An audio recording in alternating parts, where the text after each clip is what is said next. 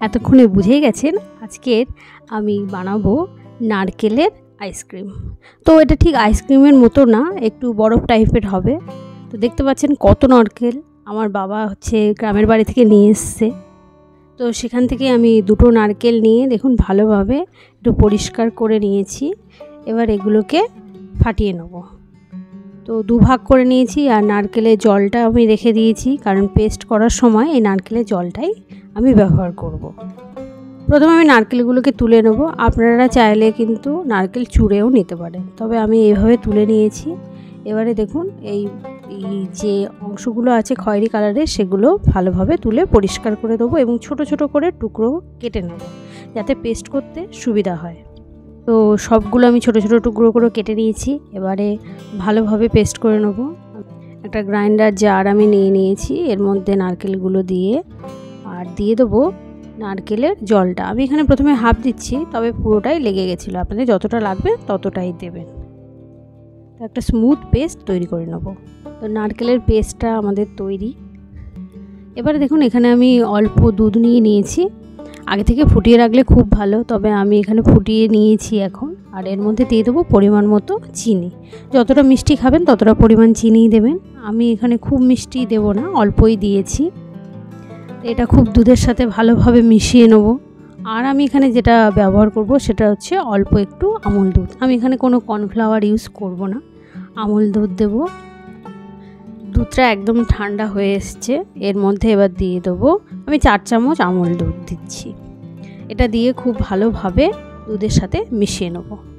হালকা গরম থাকতে থাকতে আমুল দুধ দিলে পুরোটা ভালোভাবে মিশে যায়। তো দেখতেই পাচ্ছেন খুব ভালোভাবে এটাকে মিশিয়ে নিতে হবে। তো আমাদের এখানে মেশানো কমপ্লিট। এবার নারকেলের পেস্টটা এর মধ্যে দিয়ে ভালোভাবে মিক্স করে নেব। এই আইসক্রিমটা নারকেলের দুধ দিয়েও করা যায়। পেস্ট করে ভালোভাবে নারকেলের দুধ বের করে নিয়ে এর মধ্যে অল্প একটু দুধ মিশিয়েও নারকেলের আইসক্রিম তৈরি করা যায়। তবে আমার কাছে প্রচুর নারকেল আছে, বাবা দিয়েছে বলে কথা, তাই আমি এখানে অনেকটাই ব্যবহার করেছি। আপনারা চাইলে এর থেকে একটু কমও দিতে পারেন, তাতে কিন্তু টেস্টের কোনো হেরফের হবে না। তো এটা ভালোভাবে মেশানো হয়ে গেছে। এবারে আর একটা জিনিস আমি এর মধ্যে দেবো, সেটা হচ্ছে নারকেল কোড়া। তো আপনারা কুড়িয়েও দিতে পারেন। আমি এখানে একটু গ্রেট করে রেখেছি, যাতে আইসক্রিমটা খাওয়ার সময় মুখে ভালোভাবে পড়ে। তো এটাও এর মধ্যে দিয়ে মিশিয়ে নেব।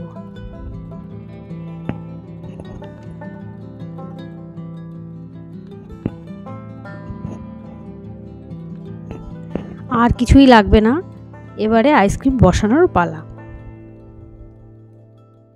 তো দেখতে পাচ্ছেন আমি এরকম একটা মোল্ড নিয়ে নিয়েছি, আমার কাছে আছে। আপনারা চাইলে ছোট ছোট কাপেও বসাতে পারেন। আমি এখানে স্টিক দিয়ে বানাবো, সেই জন্য এটা নিয়ে নিয়েছি। তো সবগুলো ফিল করে দিয়েছি, একটু একটু ফাঁকা রাখবো। এবারে এর উপর দিয়ে দেবো প্লাস্টিক। এর উপর ফয়েল দেওয়া যায়, আমার বাড়িতে ফয়েলটা শেষ হয়ে গেছে। সেরকম দেখুন একটা পরিষ্কার প্লাস্টিক আমি এর মধ্যে দিয়ে গার্ডার দিয়ে ভালোভাবে আটকে দেবো। এবার হচ্ছে কাঠিগুলো দেওয়ার পালা। তো ছুরির সাহায্যে এর মাঝখানগুলো আমি ছিদ্র করে নিয়েছি। এবারে কাঠি এর মধ্যে দিয়ে দেবো। তো আর বিশেষ কিছু নেই। কাঠিগুলো দেওয়ার পরে ডিপ ফ্রিজে রেখে দেওয়া। তো আমি এটা রাত্রেবেলা বানিয়েছি, সেই জন্য সারা রাতের জন্য ডিপ ফ্রিজে দিয়ে দেবো। মিনিমাম 8 ঘন্টা রাখলেই আমাদের আইসক্রিম তো হয়ে যায়। তো আমি ওভারনাইট রেখেছি, পরের দিন দেখা যাক কীরকম হয়। তো এটা বের করে নিয়েছি পরের দিন, মানে আমি পরের দিন রাত্রেবেলায় বের করেছি। আপনারা 8 ঘন্টা রেখে বের করলেই হয়ে যাবে। তো দেখতেই পাচ্ছেন একদম ভালোভাবে বসে গেছে। এবার এগুলোকে বের করতে হবে।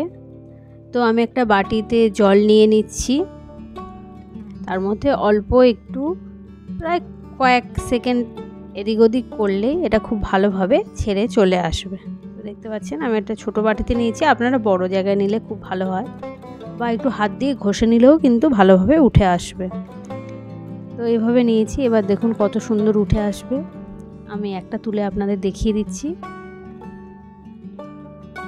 দেখতেই পাচ্ছেন আমার এই মোলটা ছোট, তাই ছোট ছোট আইসক্রিম হয়েছে। আপনাদের বড় হলে দেখতেও সুন্দর লাগবে। আর আপনারা কাপেও বসাতে পারেন। তৈরি হয়ে গেল আমাদের নারকেলের আইসক্রিম। তো ভিডিওটি কেমন লাগলো অবশ্যই আমাকে কমেন্ট করে জানাবেন। ভালো লাগলে লাইক, কমেন্ট ও শেয়ার করবেন। আর নতুন বন্ধু হলে প্লিজ চ্যানেলটিকে সাবস্ক্রাইব করে পাশে থাকবেন। Thank you.